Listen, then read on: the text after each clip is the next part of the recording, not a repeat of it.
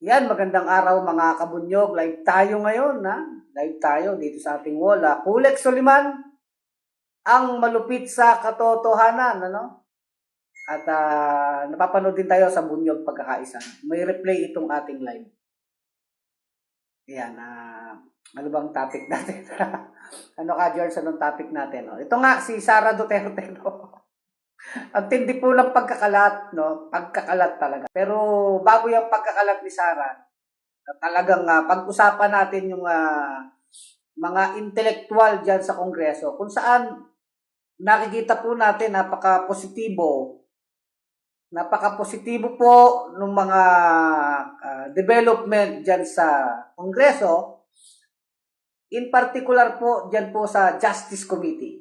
Nakita po natin yung tambalan o sabi natin joint force po ni Congressman Jinky Beatrix Luistro at ni Congressman Laila De Lima. No? Parehong magagaling na abogado ito. No? Talagang makikita po natin yung talas. Yung talas po ng rason, yung talas ng intellect, yung talino ng dalawang congressman na ito. No? At siyempre, common enemy talaga. Hindi naman dahil sa sinasadya, common enemy itong si Sara Duterte. Alam nyo, bukod sa talagang sigurado na po na mai-impeach si Sara sa Congress, no? Ibig sabihin, talagang yung impeachment complaint may isasampayan sa Senado. 100% po yan. Makakakuha talaga ng boto sa House of Representatives. Pero bago natin yan pag-usapan, eto nga, no, nakakaduda na rin kasi yung pagkaabogada ni Sara, di ba? Sinasabi abogada yan, no? Hindi natin alam kung kailan niya nag-bar exam, saan ba nag-aral si Sara, no? Hindi ko na-research no? Pero sa mga pinapakita po ni Sara Duterte, para bang talagang kaduda-duda na yung kanyang pagiging abogada, no? Kaduda-duda po talaga. Sapagkat kahit yung basic po ng mga kaalaman, mga elementary knowledge, ibig sabihin basic na dapat ay alam ng isang abogado, mukhang hindi po alam ni Sara, no? Wag na muna dun sa ugali, yun laman na lang ng ulo. Kasi alam naman natin, bastos talaga yan. Bastos, walang nagbabanta, sanggano, yan Duterte yan anak ni Duterte yan si Sara. So, aminado naman sila na talagang ganyan sila Proud sila dyan. Ang sabi, nagpapakatotoo. So, yung ugali, given na yan sa mga Duterte, kay Sara Duterte, no? Pati sa mga kapatid niya. Pero ang kino-question po natin ngayon, yung laman talaga ng ulo niya, no? Sabi nga ni Montulfo, talagang baliw ito. Tayo naman, may mga obserbasyon talagang di natin alam kung baliw o nagbabaliw-baliwan o may saltik, di ba? May tama. Pero definitely may saltik talaga. May saltik po, mga kabunyog, mga kababayan. Kitang-kita po, may saltik talaga si Sara Duterte. Yung pagiging abogado niya, bukod dun sa saltik niya ni Sara, yun talaga yung para sa akin po'y napaka-questionable. No? Kaonofre Cabrera nanonood, kabunyog sa QC, Wilfredo Kimbo, at mabuhay po ang Bunyog Lucena, galing ng mga kabunyog sa Lucena, Efren Tan Barreto, sila kabunyog Mildred Del Moro, no? Emilita Santos, mga mabuhay po kayo mga kabunyog. O si aking kaibigan sa San Jose del Monte, Bulacan, ang gwapong-gwapo, Jimmy Boy Binirao. Bro, kumusta ha? Hindi na ako nadadalo ng kay Pian Anyway, di ba, ka Jimmy, ano masabi mo kay Sara, ka Jimmy Boy? So yun nga, pag-usapan natin yung pagiging abogado ni Sara. Kaduda-duda no? Yung mga basic na kaalaman, wala siya wala. Yung basic na pag-check po ng mga data, facts, or basic research, wala rin siya. Hindi naman natin masabing wala siyang mga advisor o mga researcher o mga tagapayo sa kanyang opisina. I mean, meron naman yan sigurong mga abogado sa opisina niya. Ha? May mga ano yan, staff, di ba? Imposible namang wala. Pero bakit yung mga bagay na dapat niyang i-fact check o check muna bago ibukang bibig, sablay po sa napakaraming bagay po talaga na mga issue. Kahit yung basic po na katotohanan, yun na lang ang basic na katotohanan na mga sinasabi niya, facts, factual, hindi po eh. Di ba Arvin Sangguyo, idol, salamat idol, taga-sangka Arvin Sangguyo. Jen Medellada, nanonood, Brenda Ortiz ng Bataan, Amalia Lumbis, Lynn O. Cervantes, daming nanonood sa atin, John Benitez, no? Okay. So ngayon, ang point ko lang naman kasi dito, nagdeklara si Sara Duterte na tatakbo na presidente sa 2020. Alam niyo po, tayo naman, kung ang ating mga labanan dito ay or debate ay tungkol sa ideolohiya. Kumbaga yung tungkol sa pamamahala, yung mga methods, yung mga programa, we can agree to disagree. Ibig sabihin, kung nagbibigay si Sara Duterte ng mga alternatibong pamamahala o mga programa o mga solusyon, pwede natin yan tanggapin bilang isang bahagi ng tawag dito, masigla at healthy, malusog na talakayan. Pagpapalitan ng opinion, ideya. Maganda yun sa demokrasya. Pero kay Sara Duterte, hindi natin yan magawa.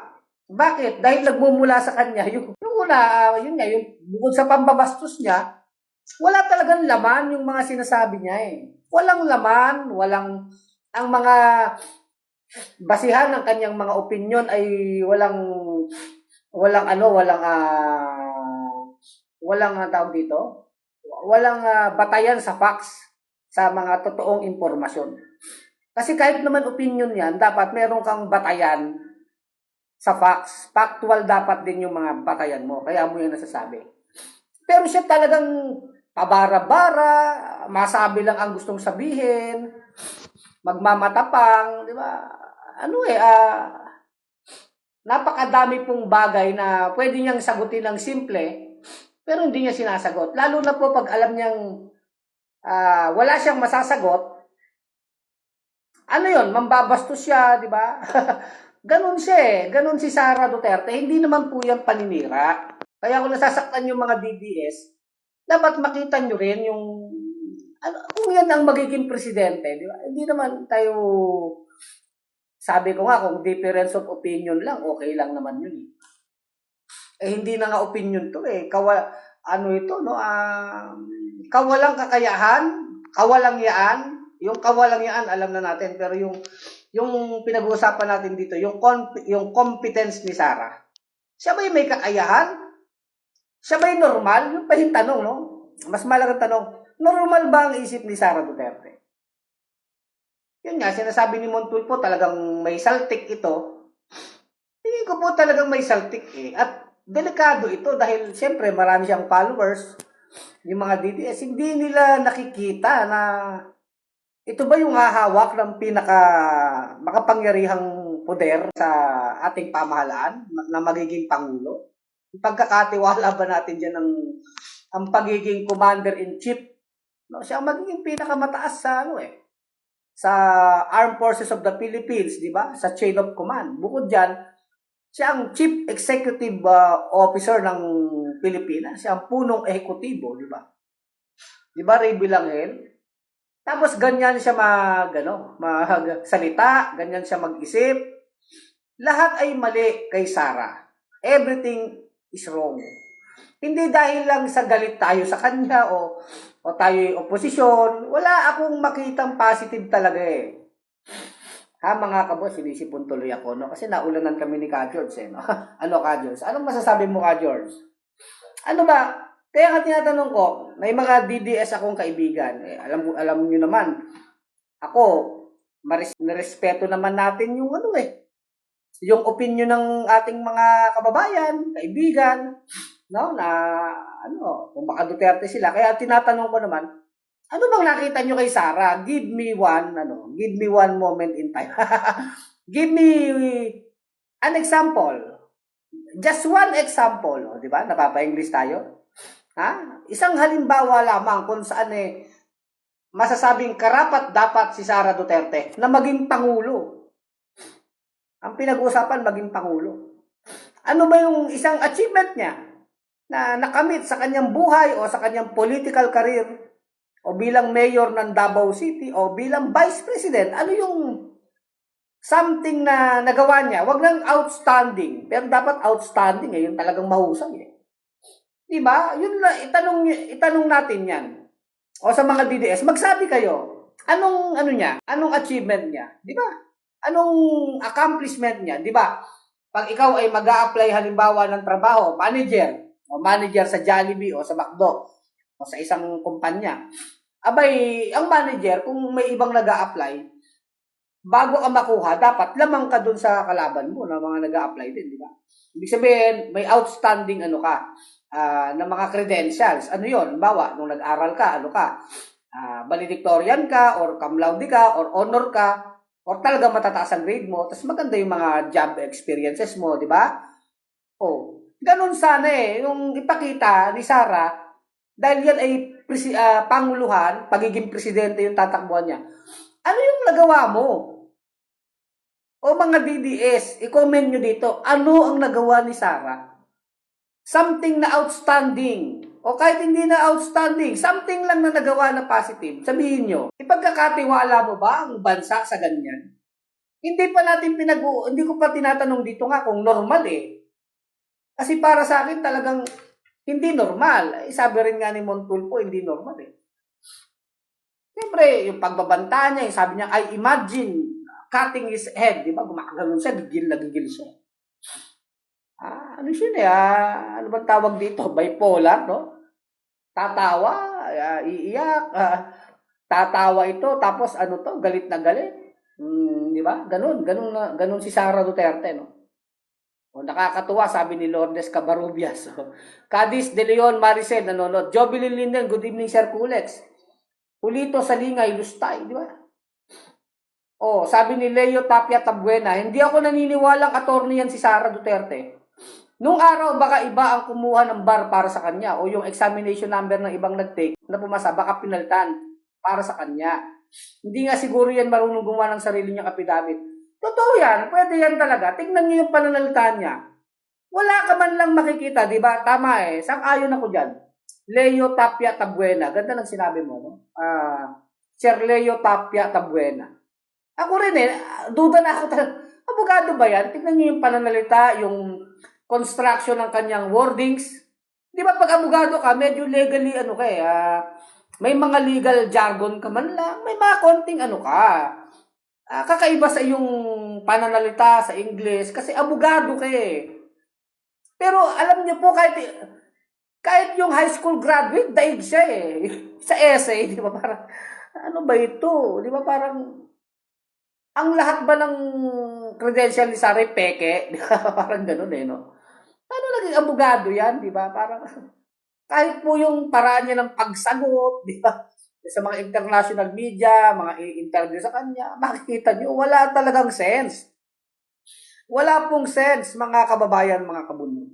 Mga DDS, siguro may mga DDS naman dahil nabibilib lang sa mga top talks, mga talagang top, di ba? Mga sabi, matigas.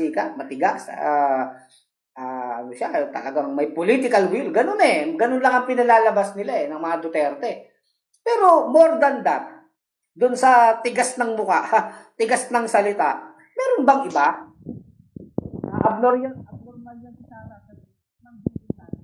Yun yung gusto ko nakita ng mga kababayan natin. Huwag na lang i-judge si Sara, kundi i-judge yung kanyang sinabi, sinabi naman niya yun Hindi naman yan inimbento. O yung huli na lang niyang ginawa, di ba? Parang, yun nga. Di ba, yung huli niyang sinabi, palpak na palpak yung sa Middle East crisis. Anyway, ang ating topic kasi dito, yung joint force ni Laila de Lima at ni Luis. No? Kaya nga, para bang napaka-irreverent or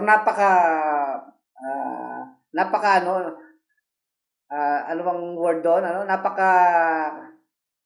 Parang masyado naman yata kung ikukumpara pa natin kay Dilima at kay Luistro si Sara. Parang hindi comparable eh. Incomparable. Parang meron bang ano, parang hindi magka-level. Parang may karapatan ba na maikumpara si Sara kay Luistro? Kay Attorney Beatrix Luistro, kay Congressman Luistro. Napakahusay eh, di ba? At lalo na kay Laila de Lima, di ba? Abogado yan eh, yung dalawang congressman. Si Sara, abogado. Pero, di ba, ang layo eh, di ba? Kaya nga, kinawawa lang si Sara dyan sa impeachment eh. Durog na durog siya eh. At hindi mo naman masabing bias kasi may mga ebidensya, di ba? Yun yung ating point eh, na pinag-uusapan dito. Duterte pa rin, sabi ni Carolina Delgado. Granting, di ba, Carolina Delgado, ayan ako naman, nire-respeto ko yan kung Duterte kayo. Walang problema yan kasi opinion nyo. Pero, magbigay kayo ng, kung mahal nyo ang Pilipinas, sige, dahil gusto nyo, presidente yan, magbigay kayo ng nagawa niya na something na outstanding. Kasi magpipresidente siya eh. Sige, Carolina Delgado. Sige nga. Walang ano dito. Wala tayong asaran dito o kantsawan. Yung katotohanan, magbigay kayo. Magbigay kayo ng isang outstanding na ano niya, na achievement niya, no? Ray A. Bilanghel, di ba? Anong masasabi nyo? Antonio Grino, nanonood sa atin, Joel Mahake Rubas, nanonood sa atin. Ani Reyes Saramines, may topak yan. Tignan nyo. Sabi niya, nag-hire siya ng papatay kay BBM, kay Lisa Araneta at kay Martin pag siya namatay daw. Nagkausap na siya ng killer. Isipin niya, Vice President ka, alam niyang killer yon, kakausapin niya. Whether conditional yung threat niya, it is still a threat. Nakipag-usap pa rin siya ng isang illegal act. Abogado ba yan? Nag-engage siya sa isang illegal act. Di ba yung pakikipag-usap mo sa killer? Ibig sabihin, nung kinakausap niya yung tao na yun, killer yun. Di ba? Tapos, yun nga, yung threat niya sa presidente. Ang dami pong nating masasabi na bagay na actuations, pananalita ni Sara na beyond normal. Paranormal ba? Paranormal o abnormal? Ano? Brad Idol, ano sa tingin niyo? Ramon Lekin. Kaya nga, ano na rin, siguro, tingin ko, magandang nagdadaldal na rin si Sara Duterte. No? Para talagang nakikita ng tao na i-expose siya. Hanggat malayo pa yung eleksyon, maganda ma-expose talaga. Makita ng tao how na pag itong namahala sa bansa, paano na lang? Paano magdedesisyon yan sa foreign policy? Hindi naman niya naiintindihan eh. Paano magdedesisyon yan sa peace and order? Kumakausap ng killer, mahiling magbanta ng pagpatay, iba peace and order, di ba? Paano siya magdedesisyon sa ekonomiya? Hindi naman niya mapaliwanag yung ekonomiya natin, di ba? Wala. Meron na bang sinabi si Sara na para ito yung aking, kumbaga, dito ako makikilala, ito yung aking advocacy. May advocacy na ba? Meron na bang advocacy si Sara Duterte? Halimbawa po nung sinasabing advocacy, pag sinabing education, Bam Aquino, nakikilala si Bam Aquino, kanya pinupush niya talaga yung pre-education, everything about education. Pag sinabing education, Bam Aquino yan. O kaya naman, agriculture, Kiko Pangilinan yan. So, ito talaga, di ba? May mga ganun eh, di ba? O si Lacson, nung unang nagsenador yan, peace and order, Lacson, di ba? Diba ganun? May advocacy na nakadikit sa'yo. At least yung mapagmamalaki na master mo yung advocacy na yan, kabisado mo yan. Ang mga pasikot-sikot niyan. Advocacy. Si Sara Duterte, may ganun ba siya? Wala. Zero. Nga. Di ba mga DDS? Mahal nyo ba ang bayan? Pag nagpaliwanag ka sa isang DDS, para nakipag-usap ka sa isang mentally retarded. Sabi ni Joey Castillo. Di ba? Number 1 achievement ni Sara Saltik, magnakaw. Di ba? Nagpapanggap lang na abogado yan si Sara. Kaya nga, tama yung sabi nung isang nag-comment, no? Pwede nga possible ba yun na may nag-exam na iba? No, baka di natin alam. Pero hindi talaga siya abogado. Eh. Hindi talaga yan abogado. Baka hindi marunong gumawa ng affidavit siya, di ba? Hindi siya marunong talaga eh. Wala eh. Na-expose eh, di ba? Makikita niyo po, toothbrush drill. Sabi ni Ana Reyes Ramirez, no? Yung ano, yung achievement niya. Paano magsipilyo sa mga elementary school, di ba? O kaya mag-photo ops, di ba? Nagtatanim siya ng puno. Alam niyo, lahat naman ng politiko may photo ops eh. Understandable yan. Ako, sige, bigay mo na yan, photo ops. Sige, sino bang di nagpo-photo ops na politiko? Pero yun nga, yung achievement, di ba? Nung mayor siya ng Davao, ano bang meron? May ano ba man lang yung... Wala talaga, sorry. Diba, si Vico Soto, makikita nyo. Ano ang achievement ni Vico Soto? Tumaas yung budget, wala nang utang yung Pasig. Makita nyo yung ano talaga, di ba? May legacy, di ba? Meron talagang ginawa. May something na pagmamalaki, di ba? The more she talks, the more mistakes she makes, sabi ni Kabunyog Nancy N. Ong. At salamat po sa mga nag-send ng stars, ha? Ma'am Nancy N. Ong. Mag-send kayo ng stars, di ba? O tama po kayo, sir, may saltik talaga. Kaya yan ang delikado na sabi ko nga, well, may grounds, bagay din sa impeachment, wala namang grounds na saltik eh. No? Yung mentally ano siya, no? Mahirap din kasi patunayan yun eh, di ba? Kung siya mentally unfit, di ba? Sana may ganung grounds sa, sa impeachment. Yeah? Pero alam nyo, hindi naman tayo psychologist, hindi tayo psychiatrist. Pero pakinggan natin si Sarah, obserbahan natin siya, nakikita naman natin siya. May something talaga. Ha? There is wrong. Di ba, Ma'am Jerica Horilla Lansted, di ba, Ma'am Jerica? Ghost employee. O, yan ang mga achievement niya. Ha? Mga resibo ng mga chichirya, ang pangalan, ghost employee. Ha? Manuntok ng sheriff. O, yan po, hindi paninira yan. Nanuntok ng sheriff yan, di ba? Tara. Sinuntok yung sheriff, di ba? Sa totoo lang, di ba? Ano yan? Anong achievement, di ba? Parang, sige, mga DDS. Ako, naghahanap ako eh. Gusto ko sana fair. Gusto ko, sige, baka naman masyado tayong harsh. Di ba? Naghahanap ako, nagre-research talaga nga ako eh. Wala talaga akong ma-research kay Sarah. No? Halimbawa, nung nag-aral ba to nung college, ano ba to? Nagpresidente ba to ng isang youth club? Di ba? Nung college ba to sumali ba to sa quiz bee, na nanalo man lang siya kahit third place? Ano ba to? Di ba? Oh, anong nito?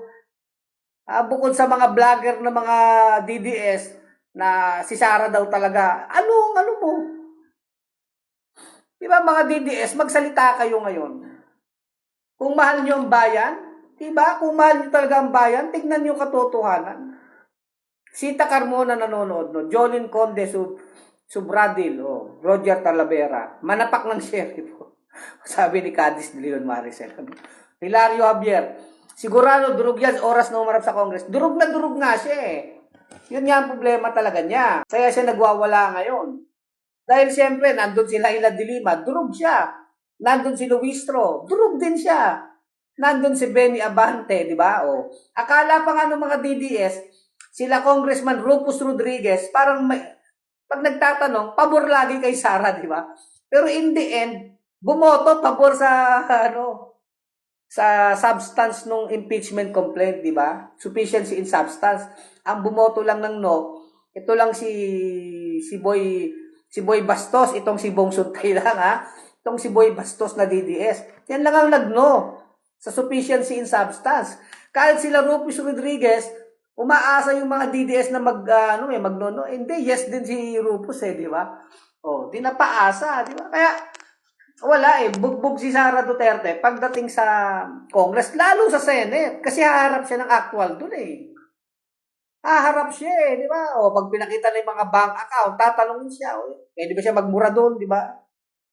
Walang kawala talaga. Kaya nag-iingay siguro ngayon, di ba? In-interview ng isang vlogger, yung Banat Bay, di ba? Naglulukuhan naman sila, di ba? Parehong bobo yun di ba? Bobo naman yung vlogger na yun Bobo yun, si Banat Bay, di ba? Yan yung nagmamanage kay Mocha. Bobo. Ang i-interview, bobo. Masaktan na kayo mga DDS. Unless mapatunayan yung may achievement si Sara. Magbigay kayo. kundi Bobo yan, di ba? Bobo na may saltik eh, di ba? Det Garcia, kabunyog natin sa Banban Tarlac. Bamban Tarlac, di ba? Ma'am Det Garcia. Eliseo Gabito Jr. watching Sir Kulex sa Buanga City, Magtulong ka mag-ano diyan ha, mag-organize ng bunyog diyan sa Zamboanga City, no? Kabunyog Eliseo Gabito Jr. ha. Artemio Makawili nanonood. Mabuhay ang bunyog Quezon City ha, kayo nila Jose Santa Ines, Sir Jose Santa Ines, sila Ma'am Adela, sila Sel Canoy, no? Ma'am Monica Santero, sila Ka Onofre, Ricardo Lapis, mabuhay kayo ha. Bunyog Quezon City committee natin, no? Ghost students, tignan nyo. Ghost student din, di ba? Brad Idol. May ghost employee, may ghost student. Tsaka nung panahon ni Sara, ang DepEd, ilan lang napatayo niyang schools, mga school building, di ba? Sabi niya pa, hindi, itong mga simento, bakal, ito hindi problema. Ang problema ay kung natututo ang mga bata. Ganun ka-engot yung salita ni Sara tungkol sa education system. Napakababaw po. Napakababaw. Kasi kahit naman yung nagiinuman sa kanto, masasabi yan di ba? Walang intellectual value, wala, as in wala, sorry. Napakababaw ng mga sinasabi niya. Sabi niya, dapat mag-arkila ng eroplano, sunduin yung mga OFW. Kasi gusto niyang bulahin na naman yung mga OFW, utuin. Na siya yung bida, na siya yung may concern, di ba? Gusto niya, ganyan ang palabasin niya. Akala niya, mag-aarkila lang siya ng tricycle. Di ba? Mayroon niyang mga ano dyan yung mga no-fly zone nga di ba? May mga question po sa seguridad, delikado talaga. Kahit yung mga eroplanong pinapayagan pa nga dyan mag-flight, ini-escorta ng mga jet ng mga Middle East countries, di ba? So, napakatinding coordination yan, no? Di ba? Sang-ayon naman tayong magkaroon ng repatriation, pero si Sara, kung paano niya sabihin, parang mag-arkila ng aeroplano, okay na yun, di ba? Hindi napakaano yun parang nakikipag-inuman lang siya di ba? Hindi. Ito ba magiging presidente, di ba? Ganyan ba yun, di ba? Wala.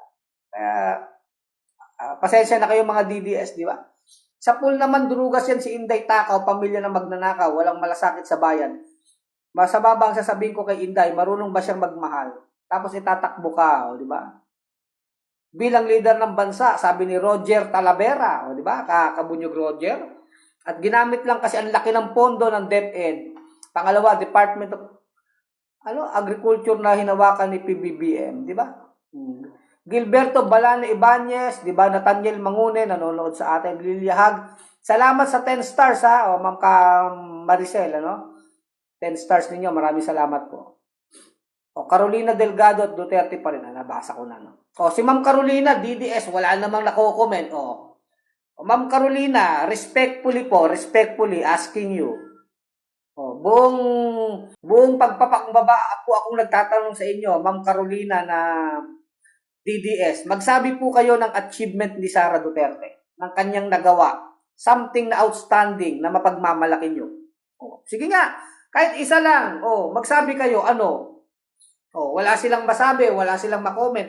Kahit mag-research kayo sa Google, kahit i-AI nyo pa, halimbawa, Sara Duterte, outstanding achievement, i-AI nyo. Tignan nyo anong sasagot ng AI. Baka kahit yung AI, yung AI mismo talagang mahihirapan. Walang makakalka yung AI na mga record. Ano bang nagawa nitong tao na to? Sa totoo lang, di ba mga DDS? Tama ka, Brad Idol. Tahimik sila sa comment, di ba? Sabi ni Brad Idol. Wala kasi silang masabi. Yan ang problema, mga DDS.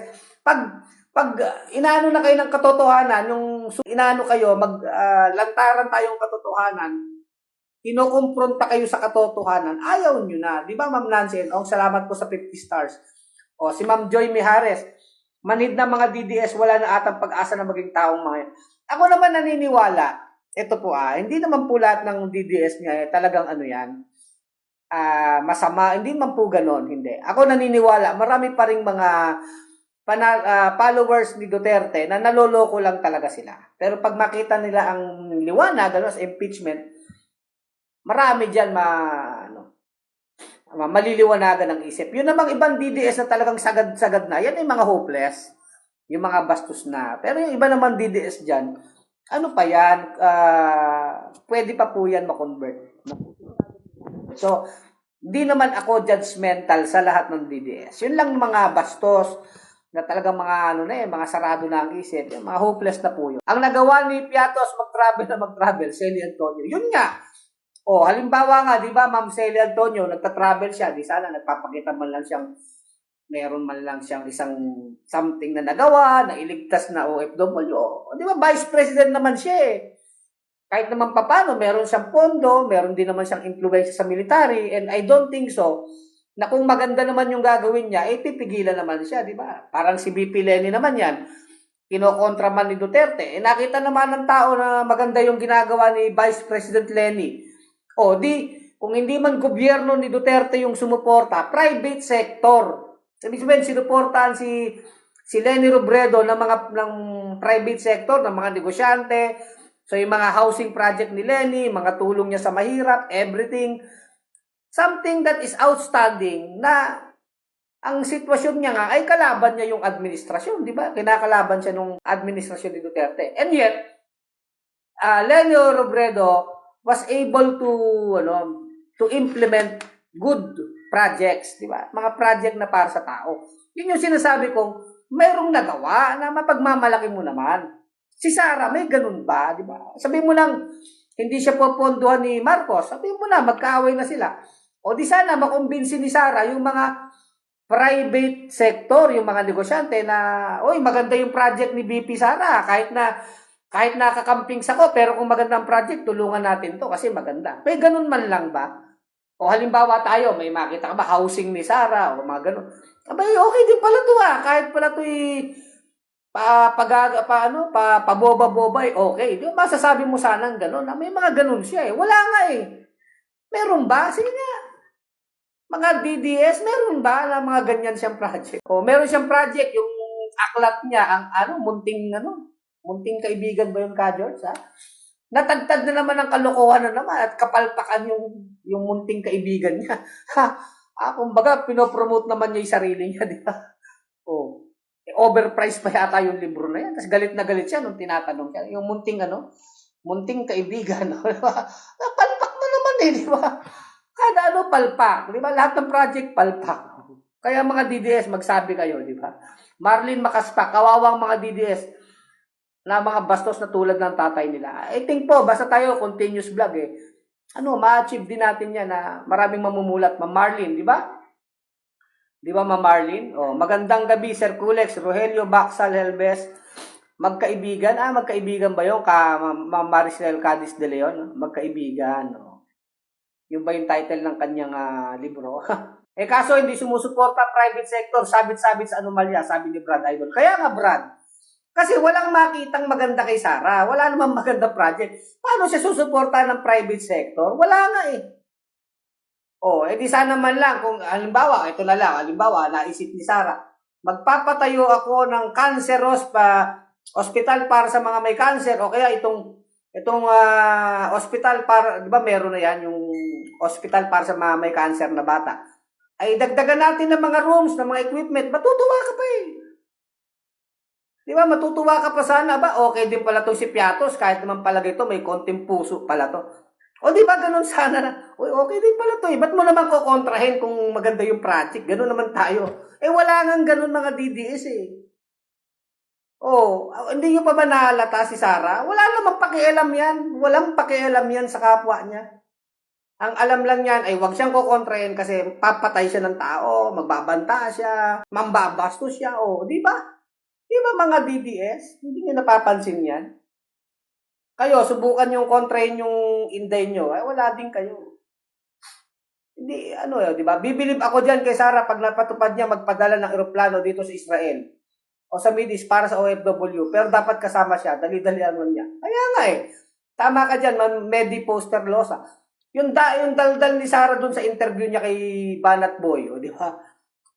Tumulong ka bilang presidente. Tumulong ka.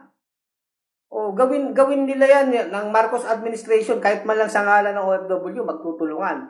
Wala kang ganun eh. Kabubuhan nga natin. Kaya minsan, Alam niyo naman si Gadon, di ba? Kinokontra din natin. Pero alam niyo yung sinabi ni Gadon na talagang si Sara ay bobo. Di ba? Mukhang sang-ayon tayo kay Gadon eh. Di ba? Bobo talaga si Sara. Wala talagang alam. Di ba? Tapos abogado pa yan. Di ba? O, di ba? Kaya nga, yung title natin parang mali. Yung nakukumpara pa natin si Dilima at si Luistro kay Sara. Parang hindi magandang ano yun, di ba? Hindi talaga comparable, di ba? Shout out Idol Kulex, Rodel Dakis. Oh. Bubita naman po yan si Sayad, nagmamagaling. Kaya nga, di ba, kita nyo, mga DDS, wala kayong makomment. Kahit isa lang, yung katotohanan na, pag nag-comment kayo, yung mga DDS, yung katotohanan na talagang achievement niya. Di ba, Ma'am Nancy Enong, salamat uli sa 50 stars, ha? Ma'am Nancy Enong, thank you po. Yung katotohanan lamang at pawang katotohanan, huwag kayong mag-iimbento. Anong nagawa niya? Yan din yung mga tanong ko sa aking mga kaibigan, ng mga Duterte, ng mga kakilala ko. Anong nagawa niya? Huwag nyo nang ano yung opinion ko about Sara. Kayo, anong nagawa ni Sara? Positive. Positive ang pag-usapan natin. Bawa, kung ano ko si Risa, di sabihin ko ba? Itong mga nagawa ni Risa, dami niyang nagawa. Kung naman si Lenny, ito yung mga nagawa ni Lenny, I can enumerate. O ikaw, anong nagawa ni Sara? Di ba? O, yun eh. Kung abet ko naman si Bam Aquino, ito mga nagawa ni Bam Aquino, I can say. Based on facts, based on mga public records na katotohanan. Yun eh. O, walang siraan. O sige, ikaw, anong nagawa ni Sara DDS? Sabihin mo.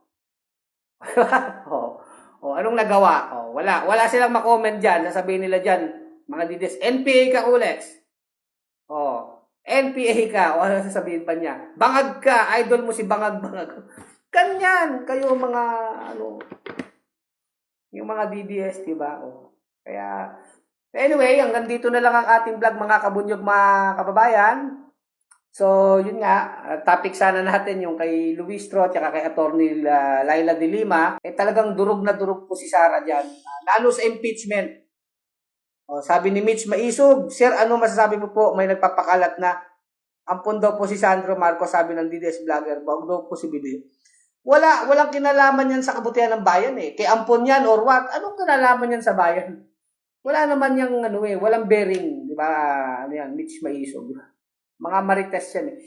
Tayo ang pinapatulan nating issue, yung may kabutihan ng bayan. Kaya nga halimbawa, in fairness, yung mga, halimbawa si Kitty Duterte, nagsuot na party ganyan, hindi ko pinapatulan yung mga issue na yan. Kasi wala akong pakialam kay Kitty Duterte. Walang kinalaman yan sa issue ng bayan eh, di ba? Kaya, fair naman tayo. Bakit natin kinukomentaryoan si Bongo, si Bato, si Sara? May kinalaman yan sa bayan. Yung mga walang kinalaman, ampun man yan si Sandro o si Kitty Duterte ay nagpalit na ng boyfriend, wala tayong paki dyan. Kasi wala naman yung relevant sa kabutihan ng bayan o sa interest ng bayan. Di ba? Pero pag nagnakaw yan si Sandro, ito nagnakaw to, o si Sara, o kung sino nagnakaw na congressman, babanatan natin yun. Kasi may kinalaman yun sa issue ng bayan. Kahit sino kahit sino. Sa sobrang dami daw ng nagawa ay na-blackout na daw sila. Rodel Dakis. Totoo yan, Yan din ang hamon ko talaga sa mga DDS. Magsabi kayo lang nagawa ni Sara, di ba? Abe Sara pangalan niya. Nanonood din si Abe Sara, speaking. Miglin Obiente, nanonood. Tita Megs, Ma'am Marlene Makaspak. Cleop Magpayo, Manira. Manira.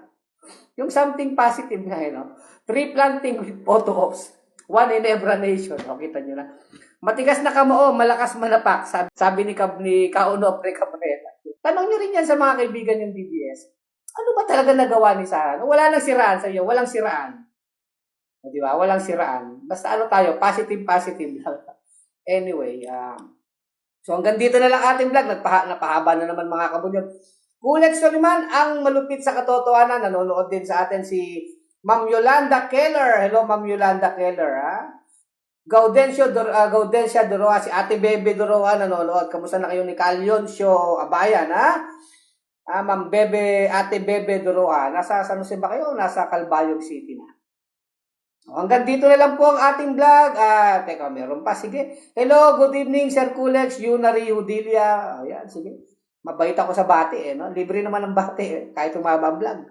Bati lang. Gusto ko batiin lahat. Ramon Likin, O sige, sino pa ba? O, Artemio Makawili, Jason Madlang Bayan. Hello Jason, nanonood ka pala dyan. O, sabi ni Never Again, talaga kahit sino, kahit sa pangalang Martin, hindi mo mabanggit-banggit. Martin Romualdez? Oh, si Martin Romualdez, di may pagkakurap din yan, di ba? Dynasty nga yan eh. Oh, ako naman naniniwala na si Martin, alam niya yung ginawa ni Saldico. Oh, kaya lang ang gusto natin, lapagan ng ebidensya. Hindi lang pwede sa korte, haka-haka. Lapagan ng ebidensya. Di ba, Never Again? O siyempre, yung ginawa ni Saldico, alam din naman ni Martin Romualdez yun. Never natin pagtatakpan si Romualdez, di ba? O ikaw, tanungin kita, o yung kay Sara, yung mga flood control sa panahon ni Duterte. Kayo naman anti-corruption kayo pag sa Marcos administration, pero pagdating sa Duterte, ayaw nyo, di ba, Never Again? O ikaw, kaya mo bang sabihin na nagkurap-kurap si Sara? Di ba ayaw nyo, ang gusto nyo lang nakurako sa panahon ni Marcos? Mali yun, dapat sa lahat. O anong hindi mabanggit si Martin Romualdez? Dami-dami namin vlog, binabanata namin yan. Wala kaming paki dyan, di ba? Kung paki namin dyan kay Romualdez o kung kaninong mga congressman na yan, di ba? Ha? Wala kaming paki. Basta sa amin, katotohanan, may ebidensya ba? O, labas natin. Ilabas nyo yung 18 Marines nyo, di ba? Matatawo, nagdadrama-drama kayo, sus. Dami yung sinasabi. Labas nyo si Gutesa, ilabas nyo lahat. Sampahan nyo ng kaso sa ombudsman. Lagyan nyo ng ebidensya. Sasama pa kami. Basta may ebidensya. Dami nyong alam. Dami yung drama dyan, mga DDS. Ha? Sila Mike Defensor. Daming kadraman. Di ba? Dami pang sinasabi nitong mga ito. Di ba? Reynaldo Santander is watching. Di ba? Salamat. So, humaba kasi isang DDS na yun. Di ba? Magsabi ka na lang ng nagawa ni Sara. Yan ang topic natin. Wala namang nagawa. Wala kayong masabi kasi kayo mga DDS. Walang masabi sila. Mag-google kayo. Wala silang masabi. Anyway, yan natin yung mga DDS, no? So, Kulex Soliman ang malupit sa katotohanan sa bunyog pagkakaisa. Mga kabunyog, mga kababayan, tuloy ang laban. Bunyog, bunyog, halikan na kasama ka. Bunyog, kapag buklod ay may pag-asa. Luzon, Visayas, Mindanao, isa ang pananaw. Sa bagong Pilipinas ang bunyog isisigaw. Bunyog.